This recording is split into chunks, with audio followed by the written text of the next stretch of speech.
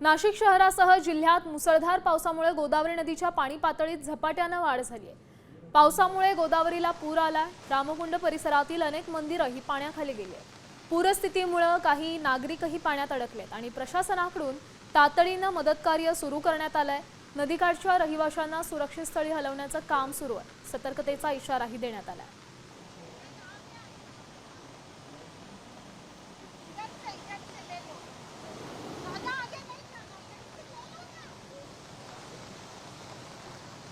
नाशिकमध्ये गोदावरीला पूर आलेला आहे आणि समोर रामकुंडाच्या परिसरातली ही आत्ताची दृश्य आहेत। एक व्यक्ती समोर जी गांधी ज्योत आहे रामकुंडाच्या परिसरामध्ये त्या ठिकाणी अडकलेली आहे आणि त्या व्यक्तीला रेस्क्यू करण्यासाठी आता जीवरक्षक दलाकडून प्रयत्न सुरू करण्यात आलेले आहे। कालच पावसाचा अलर्ट देण्यात आलेला होता आणि त्यामुळे पूर पाण्यामध्ये कुणीही जाऊ नये किंवा पुराच्या पाण्याजवळ जाऊ नये अशा पद्धतीचं आवाहन करण्यात आलेलं होतं। मात्र तरी देखील काही अतिउत्साही नागरिकांकडून प्रशासनाच्या आवाहनाला केराची टोपली दाखवली जाते। काही वेळापूर्वी देखील 2 जण अशाच पद्धतीने पुराच्या पाण्यामध्ये अडकलेले होते, त्यांची देखील काही वेळापूर्वी सुटका करण्यात आलेली होती। मात्र आता आणखी एक जण या ठिकाणी पुराच्या पाण्यामध्ये अडकलेला आहे आणि सध्या आता त्या व्यक्तीला रेस्क्यू करण्यासाठी जीवरक्षक दलाकडून प्रयत्न सुरू करण्यात आलेले आहे। पाण्यामध्ये उतरण्याचं धाडस करू नका अशा पद्धतीचं आवाहन वारंवार प्रशासनाकडून केलं जातंय।